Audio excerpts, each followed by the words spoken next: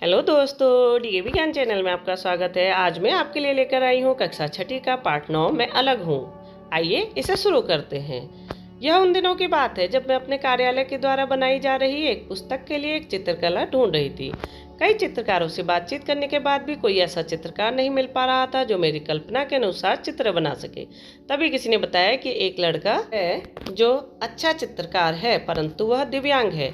मुझे लगा चलो मिल लेती हूँ, क्योंकि वैसे भी अभी तक कोई मन के अनुरूप चित्रकार नहीं मिला था। यही सोचकर मैंने उसको फ़ोन किया और मिलने का समय लेकर बताए हुए पते पर चढ़ी गई।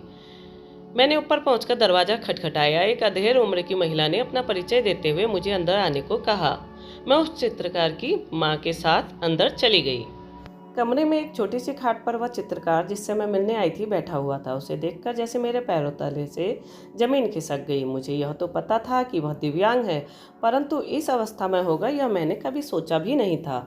उसके न तो हाथ थे और न ही पैर। मैं असमंजस में सोच ही रही थी कि उसकी माँ ने मुझे बैठने के लिए कहा। एक लोहे के संदूक पर चादर बिछाते हुए वे बोली, आप यहाँ बैठ जाइए, कोई कुर्सी तो हमारे पास है नहीं। मैं धम्म से संदूक पर बैठ गई।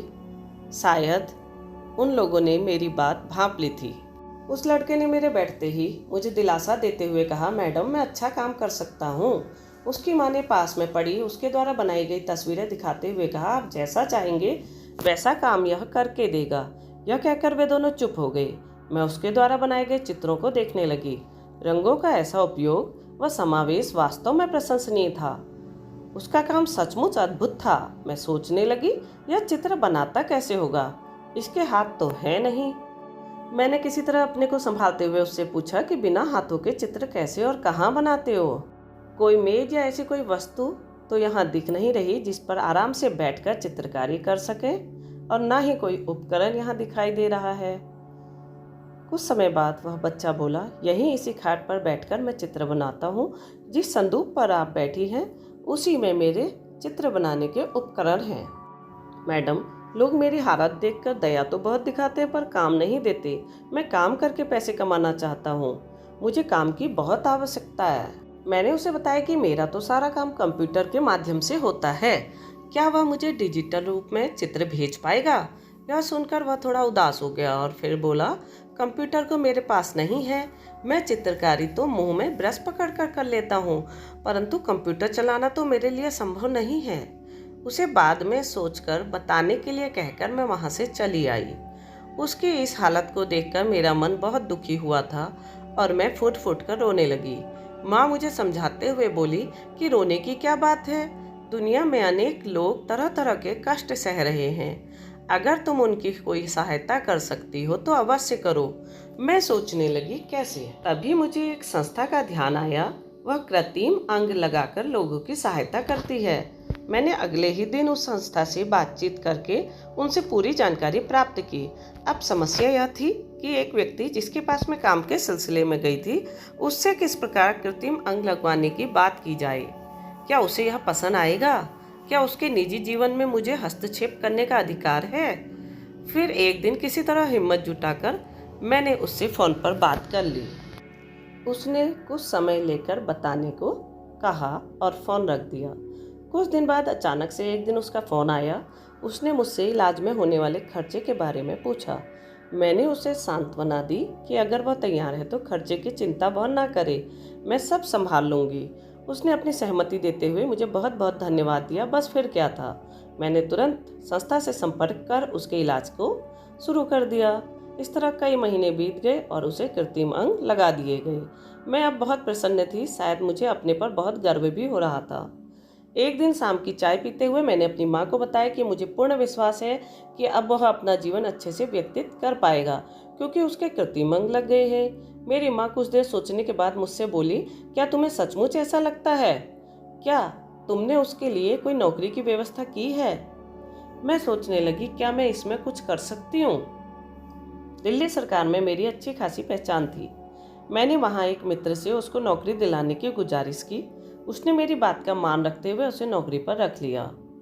मुझे लगा कि एक दिव्यांग का जीवन संवर गया। एक दिन मैं अपने कार्यालय से छुट्टी के समय बाहर निकली तो गार्ड ने बताया कि स्कूटर पर बैठा एक व्यक्ति आपका इंतजार कर रहा है। मैं उसके पास गई तो स्तब्ध रह गई। वह तो वही लड़का था। उसने मुझे एक निमंत्रण पत्र देते हुए कहा कि वह अपनी तस्वीरों की एक प्रदर्शनी लगा रहा है और उसी का निमंत्रण देने आया है।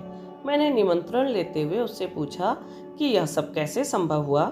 वह बड़ी ही विनम्रता से बोला, दीदी, ईश्वर ने हाथ पैर नहीं दिए पर प्रतिभा बहुत दी है और मैं अपने इस प्रतिभा को व्यर्थ नहीं जाने देना चाहता। मुझे मेहनत करके अपने जीवन का सदुपयोग करना है। मुझे धन्यवाद देते हुए वह स्कूटर चलाता हुआ वहां से चला गया। मैं वहां बहुत देर खड़ी सोचती रही कि मैं जिसे दिव्यांग समझती थी वह तो शारीरिक रूप से स्वस्थ और सक्षम लोगों से बहुत बेहतर है। सिर्फ अवसर मिलने की देर थी। अपनी मेहनत और हिम्मत से वह तो हीरे की तरह चमकने लगा। समाज में दिव्यांग कौन है, यह विचार करने योग्य है। यही सोचते हुए मैं अपनी गाड़ी में बैठी और घर की तरफ चल दी। अब हम इस पाठ के अभ्यास कार्य को हल करेंगे। आइए देखते हैं पहला प्रश्न क्या कहता है। जिसे मैं दिव्यांग समझती थी वह तो शारीरिक रूप से स्वस्थ और सक्षम लोगों से बहुत बेहतर है। इस कहानी में इस पंक्ति से क्या तात्पर्य है? अपने अध्यापक से चर्चा करके अपने विचार लिखिए। इसका उत्तर होगा, जिसे मैं दिव्यांग समझती थी वह तो शारीरिक रूप से स्वस्थ और सक्षम लोगों से बहुत बेहतर है। इस कहानी में इस पंक्ति का यह अर्थ है कि लेखिका जिसे दिव्यांग समझती थी और दया दिखाती थी वह तो सिर्फ सही अवसर की तलाश कर रहा था और उसने अपनी मेहनत और हिम्मत से चित्रकला की दुनिया में एक अद्भुत मुकाम पा लिया था। दूसरा प्रश्न है, समाज में दिव्यांग कौन है? यह विचार करने योग्य है। इस पंक्ति से आप क्या समझते हैं? अपने विचार विस्तार से लिखिए। इसका उत्तर हो जाएगा, समाज में दिव्यांग कौन है यह विचार करने योग्य है, क्योंकि बहुत से व्यक्ति शरीर से स्वस्थ होते हुए भी कार्य के प्रति रुचि नहीं रखते, जबकि दिव्यांग व्यक्ति पूरी ईमानदारी के साथ अपने कार्य को करता है। वह व्यक्ति जो दिमाग से खुद को दिव्यांग मान बैठा है वह कभी भी कोई कार्य में सफलता प्राप्त नहीं कर सकता।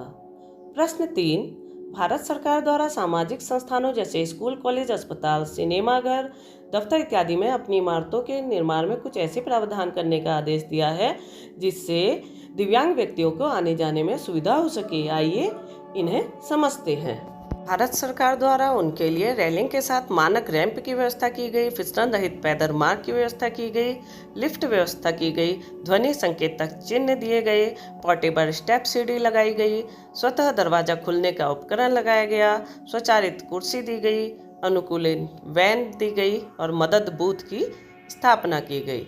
ये सभी वह चीज़ें हैं जिसके द्वारा दिव्यांग व्यक्तियों के आवागमन को सुचारू रूप से सहज बनाया गया।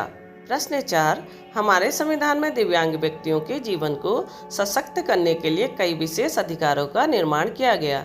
आइए अब हम उन अधिकारों के बारे में जानते हैं। दिव्यांग व्यक्तियों के जीवन को सशक्त करने के लिए दिए गए विशेष अधिकार निम्न हैं।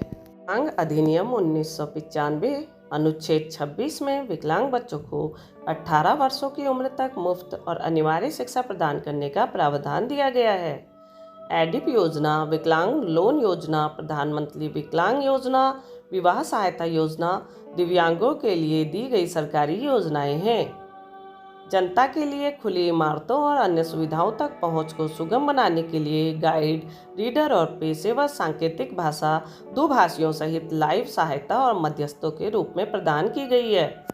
विकलांग व्यक्तियों को हर जगह कानून के समक्ष व्यक्ति के रूप में मान्यता पाने का अधिकार है। विकलांग व्यक्ति अपने समुदाय में अन्य लोगों के साथ समान आधार पर समावेशी, गुणवत्तापूर्ण और निःशुल्क प्राथमिक शिक्षा और माध्यमिक शिक्षा प्राप्त कर सकते हैं।